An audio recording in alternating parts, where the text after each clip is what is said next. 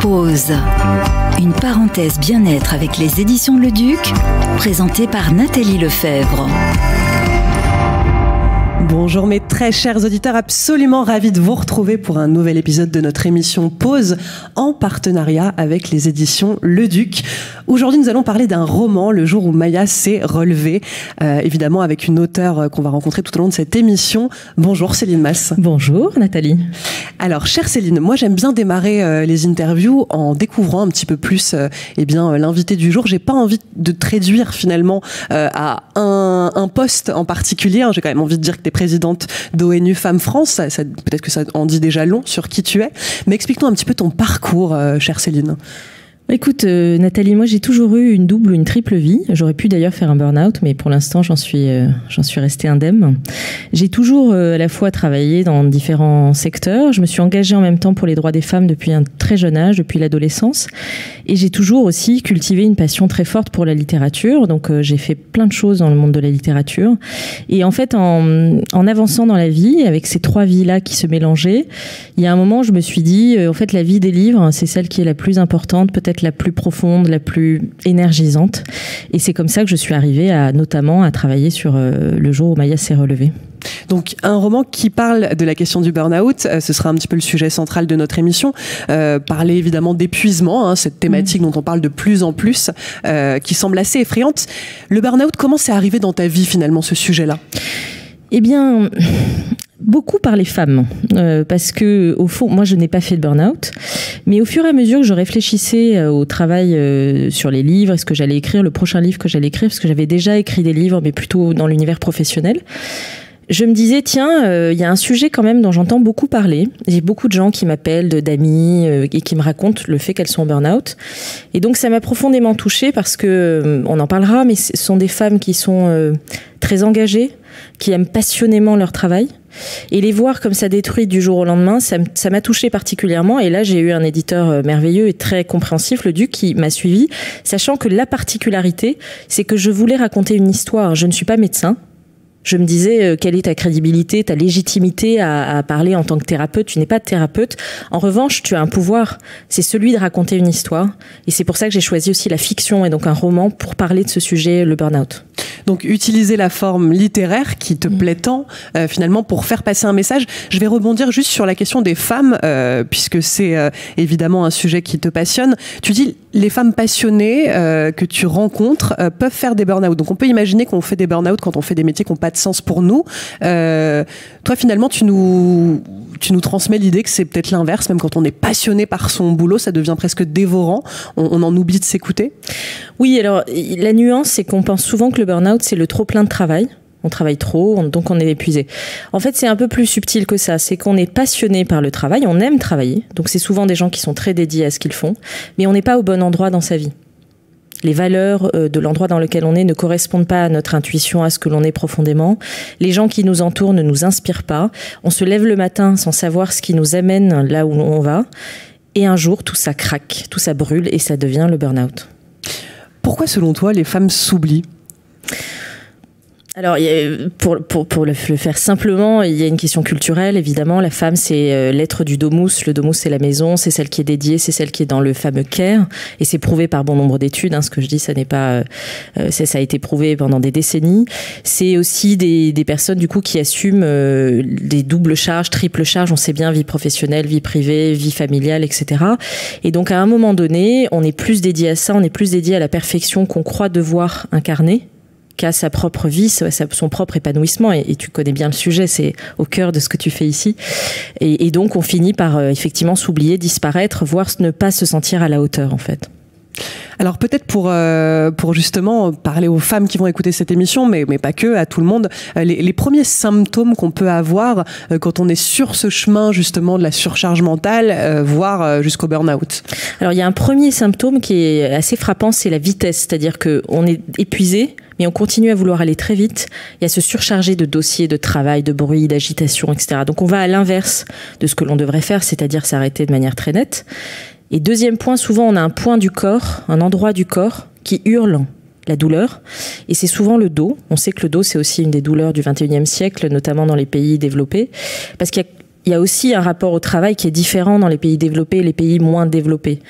Et donc souvent le dos craque, on ne peut plus se lever. C'est souvent le dos, mais ça peut être aussi des migraines, ça peut être aussi des problèmes de marche, on a mal aux jambes, etc. Donc le corps nous dit stop. Des difficultés de sommeil aussi. Parfois, on peut entendre beaucoup ce discours de « je suis épuisée, mais finalement, je n'arrive pas à dormir », comme si ce petit vélo dans la tête ne s'arrêtait jamais. Est-ce que ça aussi, ça participe à un moment à se dire « oula, il se passe quelque chose, j'ai même plus un sommeil finalement qui me permet de récupérer pour le lendemain ». Exactement, quoi. La machine est emballée à toute vitesse. Et les idées viennent en fait. On est hanté. Il y a quelque chose d'obsessionnel la nuit, notamment dans les moments de calme. On ne peut pas se détacher, on ne peut pas se déconnecter, et on perd complètement la distance. Il n'y a plus de distance entre nous et notre être professionnel, parce qu'on n'est pas uniquement défini par le travail. C'est une partie de nos existences.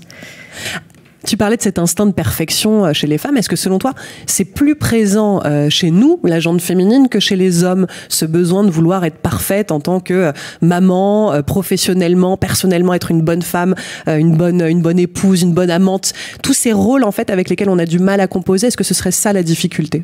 Oui, c'est une des difficultés. Tu sais, on parle du syndrome de l'imposteur.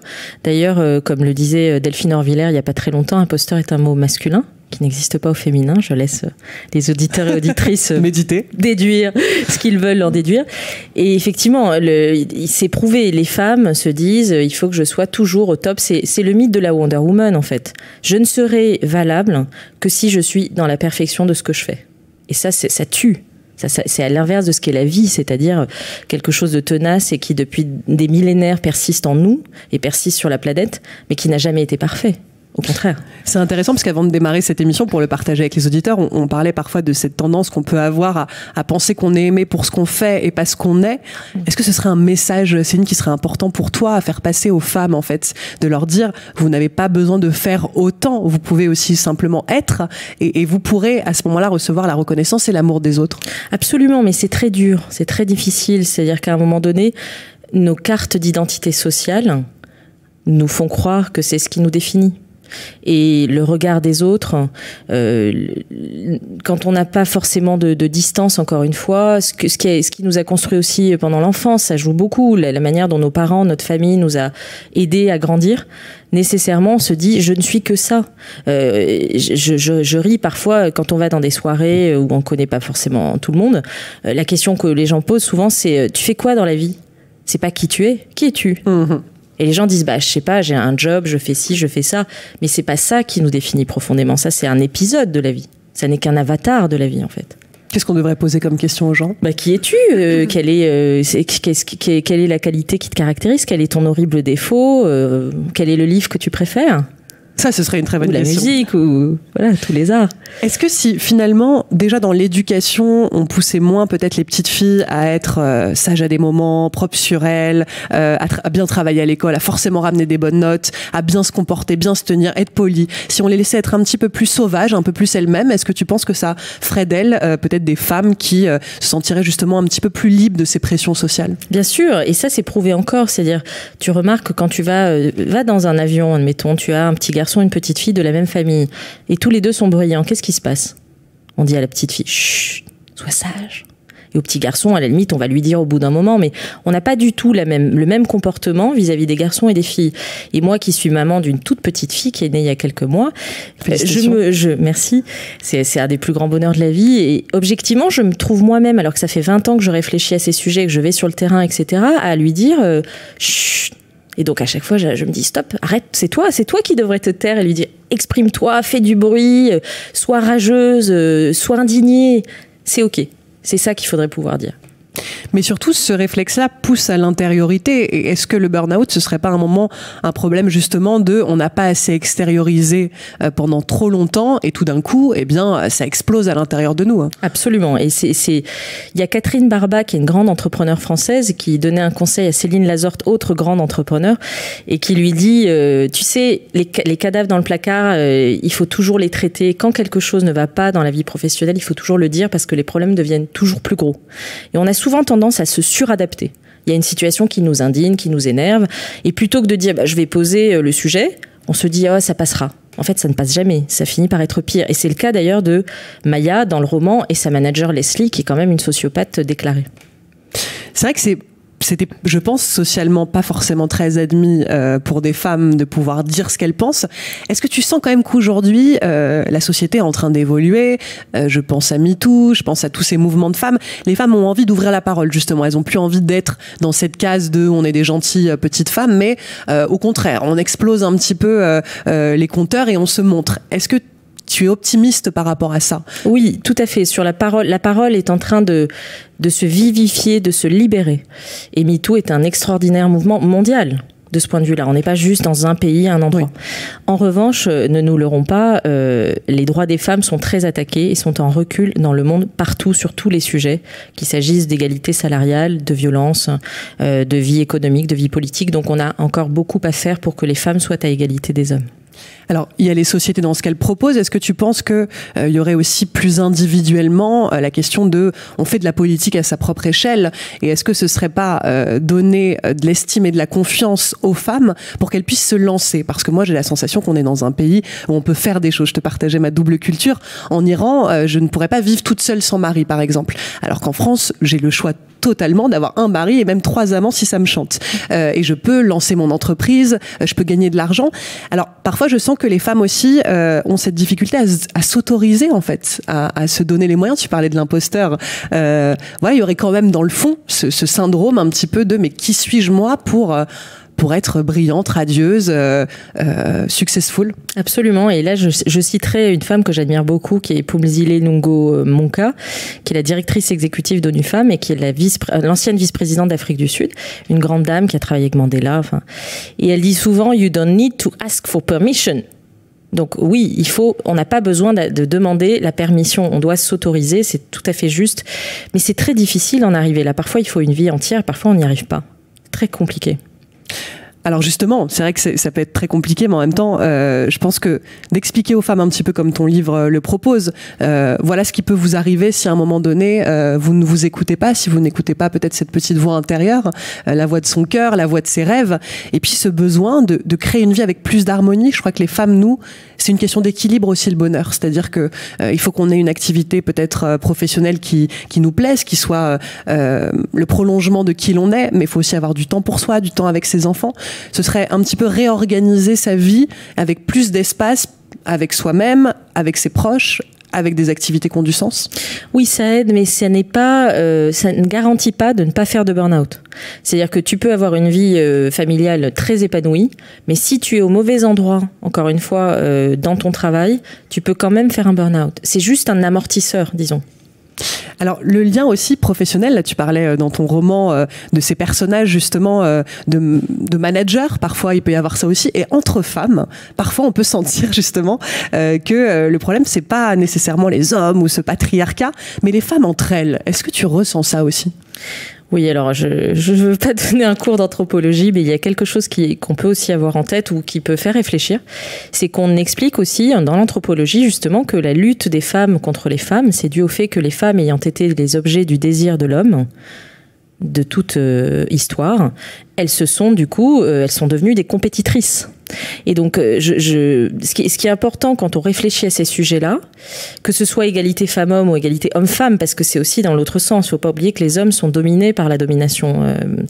Oui, ils sont eux-mêmes les victimes d'un système. Exactement. C'est de se dire d'où ça vient profondément. Et ce sont des choses très culturelles et très ancrées, en fait, depuis des siècles. Donc, ça vient de là, cette lutte. Beaucoup.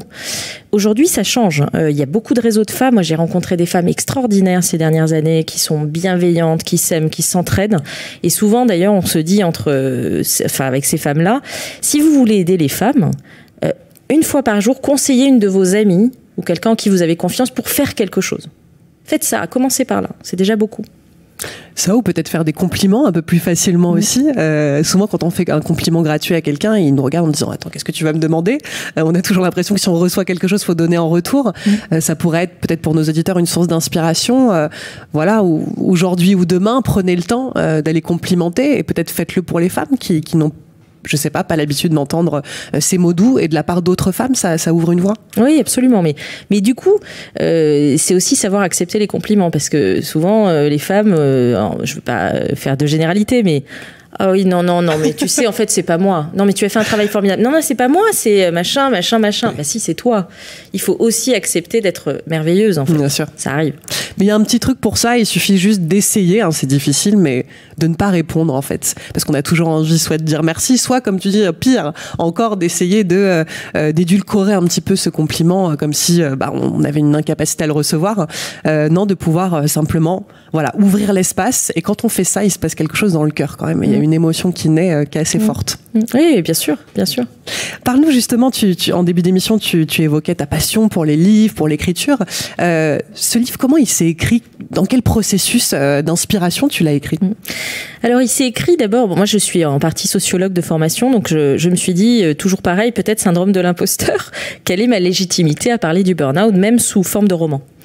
Et donc je me suis dit, en fait, moi je sais interviewer des gens, enfin dans mon métier de sociologue, je sais les comprendre peut-être, les mettre à l'aise, donc je vais essayer d'interviewer des gens qui ont fait des burn-out. Comme ça, je vais comprendre bien ce qu'il y a derrière. Et donc, par mes amis, des réseaux, j'ai commencé des séries d'interviews qui m'ont mené jusqu'à 53 interviews, précisément, dans la France entière, tous milieux sociaux, soit face à face, soit par téléphone. Et j'ai vécu des moments absolument extraordinaires. Ça a duré quasiment 8 mois, avant que je commence vraiment la rédaction, même si j'avais quand même l'histoire au début. Et ça, c'est venu de manière... je dirais pas magique, mais presque. C'est-à-dire que l'histoire, elle est venue très vite, l'imaginaire est venu très vite, mais je voulais le nourrir. Donc ces interviews-là, et puis après la rédaction, pendant mon congé maternité en grande partie, et donc c'était rigolo d'ailleurs avec l'éditrice, parce qu'elle me disait alors, ça en est où? Quoi, le livre ou le reste? Parce que ça va pas tarder à arriver. En gestation globale. C'est ça, mais en même temps, c'était très fort, parce que c'était un moment où j'étais au calme, et en même temps, je sentais la vie qui grandissait en moi, et je faisais aussi ce livre, et c'était magnifique de ce point de vue-là. Ton héroïne, tu l'as rencontrée de manière assez magique. On dit parfois pour les auteurs que, comme tu dis, il y a une notion de, on ne sait pas d'où ça vient, mais les gens, on les rencontre et ils viennent un petit peu dans nos cœurs, dans nos têtes. Ça s'est passé comme ça? Oui, complètement. Et même le prénom, le prénom, alors après je me suis dit, mais peut-être en étant trop complexe, je me suis dit tiens, les Mayas, c'est des gens, c'est une civilisation qui avait un rapport au temps très apaisé, et nous peut-être que c'est ça qui fait, parce que le temps, la gestion du temps, c'est important dans le burn-out en fait, le fait d'être rapide, d'être lent, etc. Mais oui, c'est venu comme ça, hein. C'est très intuitif. Vraiment, c'était très intuitif. C'est-à-dire qu'il n'y a pas vraiment de hasard. Si ce prénom est venu, comme tu dis, c'est qu'après tu réfléchis à oui, mais dans cette culture-là justement, il y avait un rapport au temps particulier. Et c'est exactement le sujet de ce livre. Absolument, oui. Et un rapport à la nature aussi, tu vois, au temps de prendre soin de soi, de comprendre les phénomènes autour de nous, d'être contemplatif aussi. On n'est pas très contemplatif dans nos sociétés parce que la contemplation, c'est vu comme un truc qui sert à rien. Et en fait, c'est hyper important d'être contemplatif. Ça vient nourrir justement l'action. Si on contemple rien, on peut pas agir. On est vide, on est dans le néant, tu vois. Bien sûr. Non, puis il y a quand même une guerre à la procrastination. On avait un neuroscientifique ici qui disait, qui confiait au lui du lendemain des tâches qu'il n'avait pas envie de faire sur le moment. Et je trouve ça intéressant en fait de pouvoir se dire, on peut très bien déléguer à soi-même aussi. Et donc il y a un peu ce truc de halte à la procrastination, alors que finalement il y a plein de choses, c'est ok de pas les faire dans le moment, c'est ok de s'ennuyer, c'est ok de réhabiliter l'oisiveté dans sa vie, le rien faire. Justement, quand on écrit un livre, il faut laisser de l'espace de rien finalement, de vide pour pouvoir le remplir. Oui, complètement. Et c'est tout sauf matérialiste, c'est-à-dire qu'il faut pas qu'il y ait des choses partout tout le temps qui s'accumulent comme des. Après, ça vient dans le grenier de nos têtes et on n'arrive même plus à s'en débarrasser. On les trie jamais d'ailleurs en plus. Et c'est terrible en fait parce que du coup, tout ce qui est vu comme non productif immédiatement est vu comme inutile. Or, l'amour, c'est pas très productif. Ah, si ce n'est qu'on peut faire des enfants par amour, mais ça c'est très productif. Ça nous donne des ailes quand même. Voilà. Mais toutes les choses essentielles de nos vies ne sont pas dues à des objets. Enfin, c'est au contraire. Et quand on sera très âgé et qu'on se retournera sur nos vies, les 5 plus grands moments seront probablement pas liés à du matériel. Tout à fait. Alors il y a quand même pas mal de courants de slow quelque chose, slow sex, enfin voilà, il faudrait ralentir le rythme. Est-ce que tu penses que ça va dans cette idée, peut-être ce contre-pied d'une société qui va beaucoup trop vite, où il faut faire beaucoup trop de choses, remplir nos journées à tout prix, pouvoir justement ralentir de plus en plus, et même sur nos consommations? Oui, complètement. Mais si tu veux, c'est des polarités. C'est-à-dire quand on est dans l'extrême dans les sociétés, un autre extrême se met en place. En réalité, il suffirait d'avoir du bon sens pour se dire qu'on peut prendre le temps de vivre normalement. Et je le dis souvent sur les entreprises, parce que j'ai travaillé pour des entreprises et je continue encore. Et en fait, ce qui, moi, presque me révolte, c'est que d'un côté, on est dans la pression, on confond profit et croissance, enfin, on met de la pression, etc. Et de l'autre, on fait venir du yoga dans l'entreprise. Ça, c'est typique. C'est très bien le yoga, moi j'adore le yoga, mais il faudrait peut-être avant d'en arriver là, plutôt que de faire ça, il faudrait penser à ce qu'on est en train de faire quand on traite quelqu'un mal, quand on met des deadlines qui sont impossibles à tenir, tu vois, c'est revenir au bon sens aussi, dans tous les sens du terme d'ailleurs. Après, c'est une manière pour les patrons de se dédouaner aussi, que de mettre 1 heure de yoga entre 13 et 14. Mais pour le coup, de mettre une pression monumentale à côté, on sait que si le dirigeant il a mis un petit espace justement pour la prise en charge du bien-être au travail, quelque part, il risque moins de procès aussi. Est-ce que tu penses qu'il y a cette démarche derrière ? Oui, c'est plus ou moins conscient. Après, ça dépend des entreprises. Mais en effet, il y a l'idée que ça sera plus facile. Parce qu'on ne veut pas prendre le problème à la source. Or, le problème, il est beaucoup plus profond que ça. Et il est aussi en France, et c'est le cas de Leslie Andersen, la manager de Maya. On confond manager et expert. C'est-à-dire qu'on peut être excellent dans son métier. En France, quand tu es expert, tu finis par être manager. Mais être manager, ça n'a rien à voir avec des compétences techniques. Il faut des compétences humaines de haut vol. Ouais. Et ça, c'est beaucoup plus compliqué à acquérir. Tout à fait. Alors après, j'imagine qu'il y a sûrement des formations qui existent. Aujourd'hui, peut-être qu'on parle de plus en plus d'intelligence émotionnelle. Voilà, on ne devient pas un bon humain pour les autres sans être déjà peut-être un bon humain pour soi. Oui, il faut faire un travail sur soi, mais quand on a des cadavres dans le placard personnel, c'est parfois difficile d'ouvrir ce placard et de les traiter et de comprendre qu'en prenant soin de soi, évidemment, on prendra soin des autres. C'est compliqué, ça. C'est une quête. Il faudrait dire au gouvernement de mettre tous les managers en thérapie, ce serait peut-être pas mal. Je suis à leur disposition pour quelques conseils. Je me suis d'ailleurs permis d'envoyer ce livre à Marlène Schiappa parce qu'elle aime les livres et je pense qu'elle peut être touchée aussi par le sujet. Et oui, je pense qu'il y a aussi un sujet intéressant là-dessus, c'est que dans le grand débat, le burn-out est sorti comme un des sujets, pas un des sujets prioritaires, mais un des sujets quand même. Donc c'est un phénomène de société important. J'ai envie de t'amener peut-être, pour terminer cette émission, enfin pas tout à fait, mais bientôt la terminer, sur une question plus philosophique. Souvent, on se confronte dans la vie à un espace à l'intérieur de nous qui nous semble être un vide, un peu abyssal, qui est effrayant. Je crois aussi que peut-être rencontrer sa peur du vide nous permettrait de moins remplir avec tout et n'importe quoi dans nos vies à chaque instant, et du coup aller vers un burn-out. Oui, complètement. Et c'est d'ailleurs ce que vit Maya. C'est-à-dire qu'à un moment donné, elle n'a plus rien à faire parce qu'elle est incapable de faire. Et quand on est dans le vide absolu, on ne peut que se rencontrer soi, en fait. C'est là où finalement, cette nudité, ce dénuement, ça devient notre essence. Ça devient ce que l'on est profondément. Et là, on découvre qu'on a des ressources qui sont incroyables, qu'on n'a pas soupçonnées, mais pour les voir émerger, il faut enlever tout le fatras. Tu sais, et moi, j'aime bien, on est en radio, là. Il y a une différence entre le bruit et le son. C'est exactement ça. En fait, quand tu es avant le burn-out, tu es dans le bruit. Tu travailles trop, pas au bon endroit, etc. Et quand tu te reconnectes à toi-même, tu as du son, c'est-à-dire quelque chose de qualité qui revient dans ta vie et qui est connecté à toi. Est-ce que toi, tu as des pratiques qu'on pourrait peut-être, je sais pas, conseiller aux gens justement pour être un peu plus en lien avec eux-mêmes et laisser cet espace un petit peu plus de vide? Bon, je pense à la méditation, c'est peut-être des outils qui peuvent aider. Oui, et c'est d'ailleurs il y a un guide pratique dans le livre très modestement, mais il y a quand même des conseils assez précis.